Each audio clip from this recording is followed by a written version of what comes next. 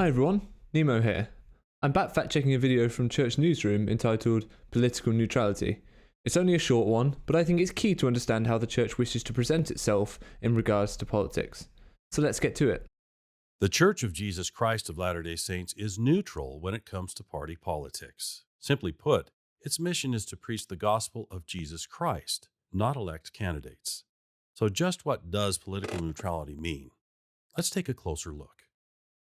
Political neutrality means that the Church does not engage in party politics, endorse candidates, or try to influence them.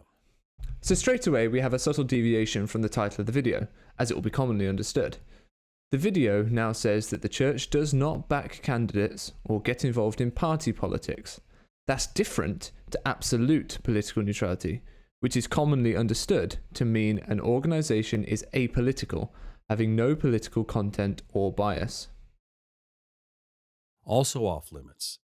The use of church buildings for political events and political messages from the pulpit, or using membership lists for fundraising and campaigning.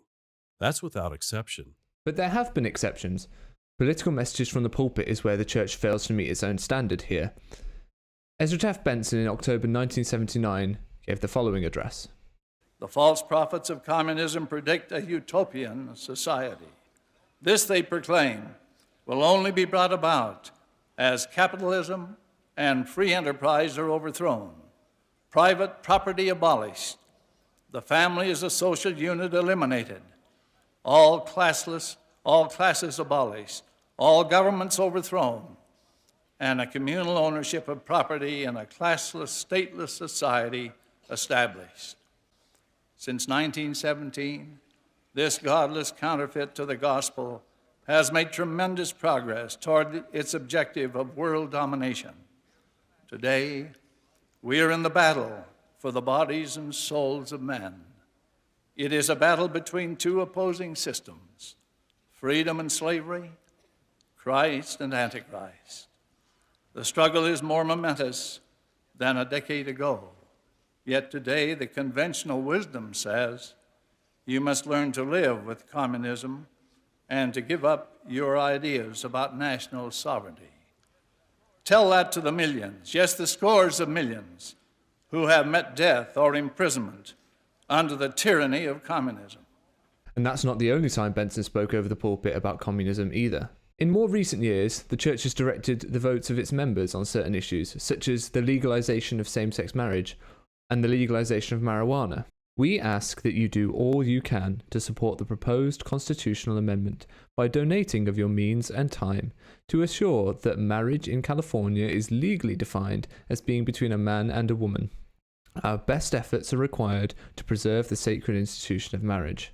We urge the voters of Utah to vote no on Proposition 2 and join us in a call to state elected officials to promptly work with medical experts, patients, and community leaders to find a solution that will work for all Utahns without the harmful effects that will come to pass if Proposition 2 becomes law. The fact that this instruction is coming directly from church leadership, combined with it being read over the pulpit on Sundays by local leaders, makes this more than just a mere suggestion. Whether they're members of the church or not, it makes no difference. Does that mean that Latter-day Saints do not vote? Hardly. Members are encouraged to get civically involved. Like other citizens, they vote during elections, are active in the political process, and some may even choose to run for office. A clear allusion to Mitt Romney there, and this is a valid point. The Church recently released a statement encouraging members to get out and vote, which I think is a perfectly responsible thing for the Church to do. We urge Latter-day Saints to be active citizens by registering, exercising their right to vote, and engaging in civic affairs. We also urge you to spend the time needed to become informed about the issues and candidates you will be considering. Church leader Elder M. Russell Ballard has encouraged members to be involved, but don't look to the church as how to get involved. The civic duty of any Latter-day Saint, regardless of where they live, or including any country they may live in, is to be actively involved in the political process. That meaning that they study the issues, they determine what the needs are as they see it, that they then use their freedom and their agency to vote according to their own conscience. It's very important that good people everywhere are involved in this process. What about speaking out on community and moral issues if they're not about party politics? Of course that's okay. It's a long-held right of all religions to have a place in the public square. Like many of those faiths, the church may choose from time to time to join the discussion on moral issues that it believes could impact society. See, this is where the switch is happening. Because they redefined neutrality at the beginning, they can say, of course we have a political view on some things, just not party politics. But they go further than having a political position on a moral issue, as is so often the argument. The church tells its members which side of an issue to come down on, and that is anything but political neutrality. And in fairness, the church can be a force for good in politics, like when Dallin H. Oakes urged civility. When our positions do not prevail, we should accept unfavourable results graciously and practice civility with our adversaries. So in a nutshell, political neutrality means that the church does not back candidates. But Latter-day Saints as individuals are encouraged to fully participate in the political process, back the causes and candidates of their choice that inspire good government, and on Election Day, vote according to their conscience.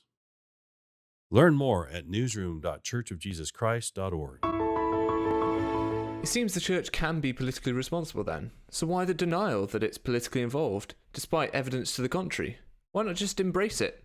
Let me know what you think in the comments. Make sure to subscribe and ring the bell so you don't miss my next video. Thanks for watching. Bye now.